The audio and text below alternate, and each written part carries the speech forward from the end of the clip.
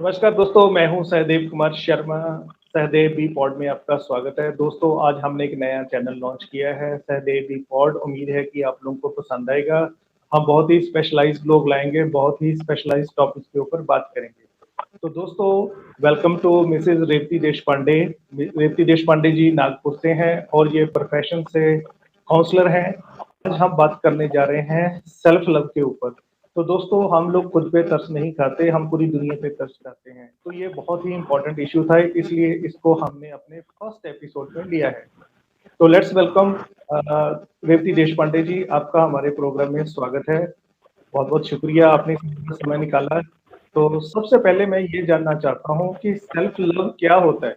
आप एक्सप्लेन करिए हमारे दर्शकों जी, सेल्फ लव के लिए हम वो चीज़ के ऊपर ध्यान देना चाहिए हमें जो हम शायद दूसरों से एक्सपेक्ट करते हैं पर हम खुद के लिए नहीं कर पाते। उसके लिए हम 4 पॉइंट्स बोलेंगे।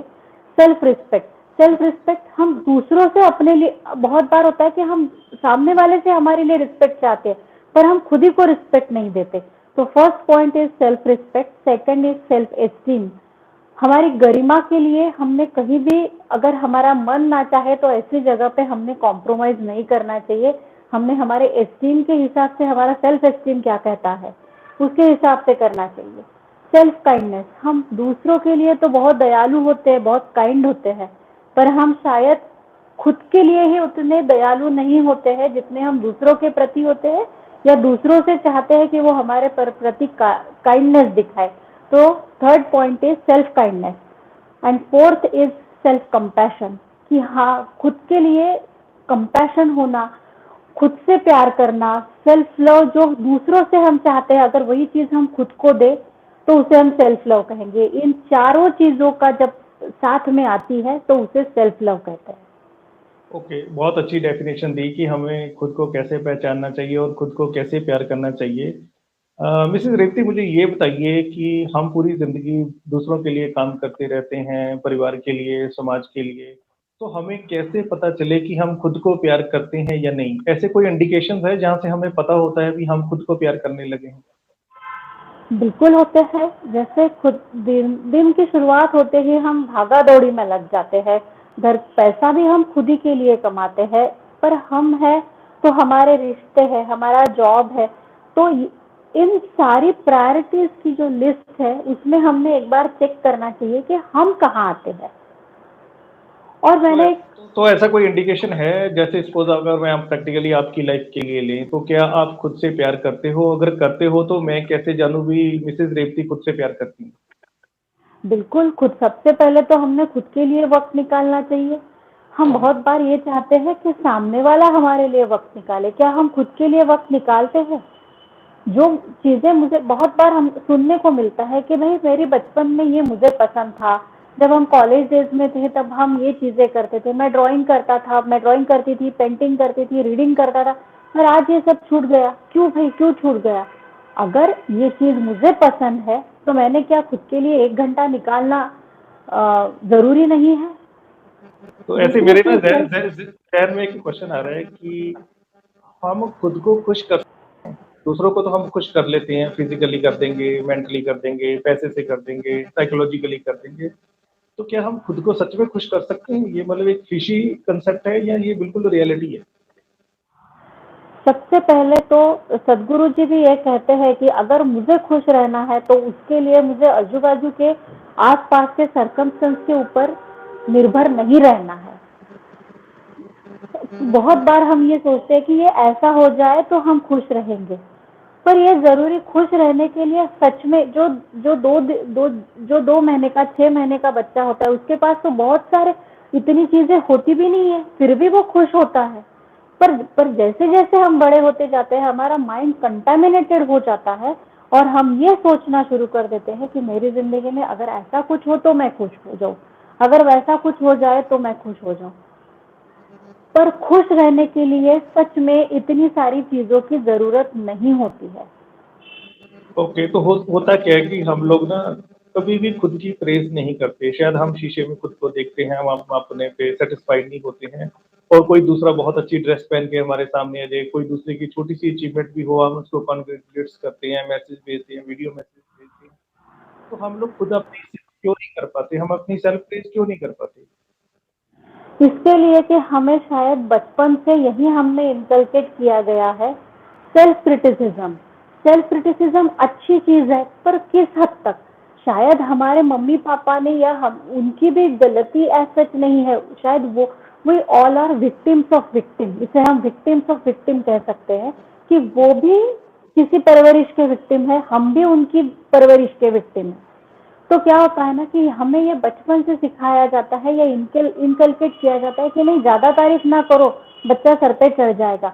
ज्यादा तारीफ नहीं करो, पर क्रिटिसिज्म जैसा ज्यादा तारीफ हानिकारक है, वैसे बच्चे का या खुद का भी सेल्फ क्रिटिसिज्म या दूसरों के लिए भी जो हम क्रिटिसाइज कर रहे हैं, अगर वो भी प्रमाण से ज्यादा हो तो वो भी व्यक्ति की विकास के लिए हानिकारक हो सकता है।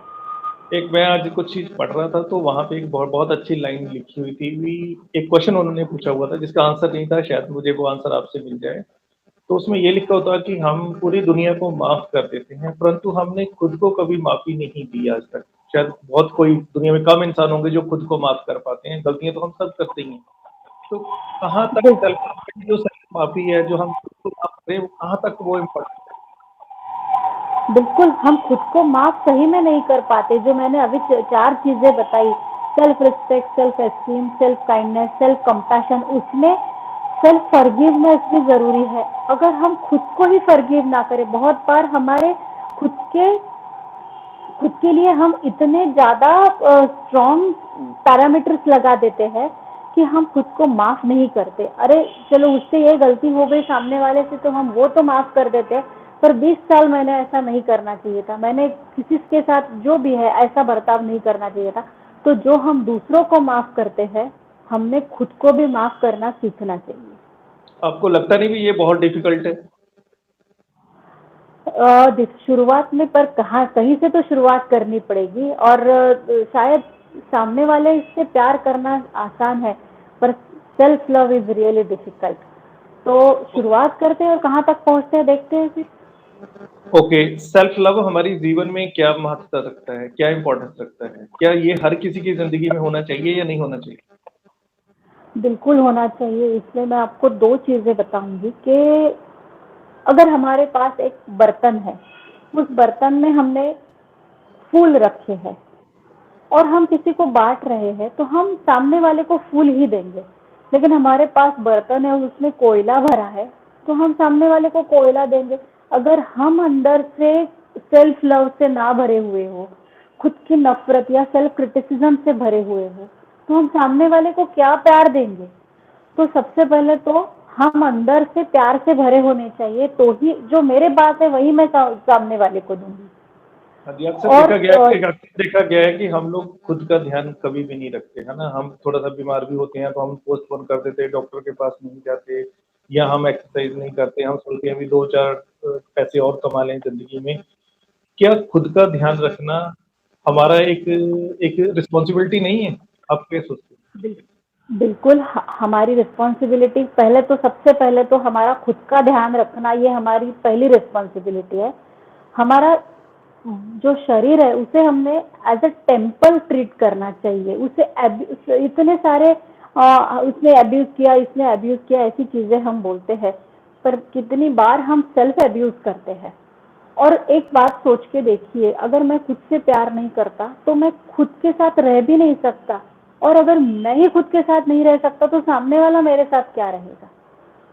उसके लिए हमने चार चीजों के लिए मुझे ऐसा लगता है ये चीजें मैंने आपके साथ शेयर करनी चाहिए कि हमारे कुछ हार्मोन सिक्रीशन होते हैं, जैसे आपने बोला कि उसके लिए हम क्या कर सकते हैं।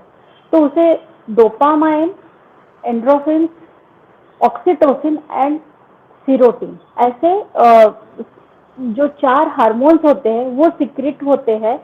जब वो उसका बैलेंस सही होता है तो हमारी मेंटल हेल्थ अच्छी रहती है, और उसका मतलब ये हम कह सकते हैं कि हम खुद से प्यार करते हैं। इसके लिए मैं कुछ चीजें आपको बताऊंगी कि जैसे खुद को ट्रीट देना। जैसे कुछ लोग डाइटिंग करते हैं, हफ्ता भर समझो या 15 दिन समझो क्रश डाइट किया है, तो उसके लिए वो एक वर्ड यूज करते हैं, आज हम 15 दिन के बाद कुछ अच्छा खाएंगे, तो वो कहते हैं हम चीट डे कहते हैं। डोंट से चीट डे, से रिवॉर्ड डे। अगर हम अपनी धारणाएं बदलने लगे ना, तो ये चीजें हम में धीरे धीरे आती जाएंगी। तो जैसे हम अच्छा फूड खाते हैं, कुछ अच्छी चीजें अचीव करते हैं, कोई टास्क कंप्लीट करते हैं, तो हमें डोपामाइन का सिक्रीशन होता है।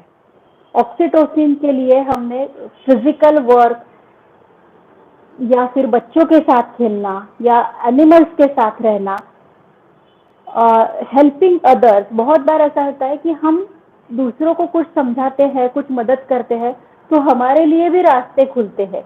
ये तो एक स्पिरिचुअल बाजू हो गई, लेकिन इससे हमारे जो ऑक्सीटोसिन का रिलीज होता है वो अच्छे से होता है।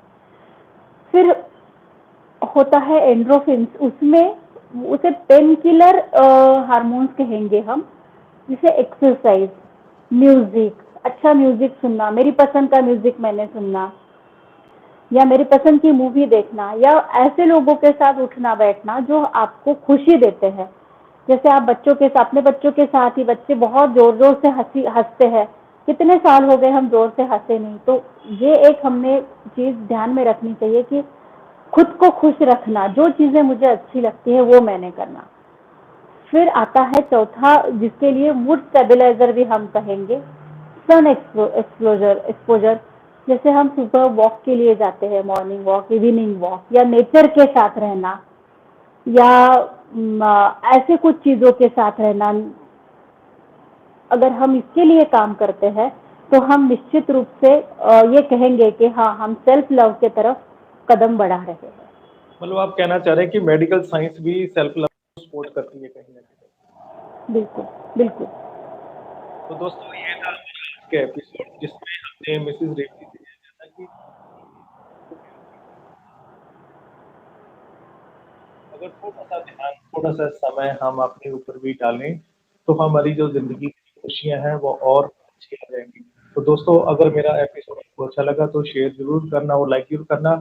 और मिसेस रेवती, आपका बहुत बहुत धन्यवाद, आपने समय निकाला और हमें अच्छी सी जानकारी दी। Take care of you always, bye.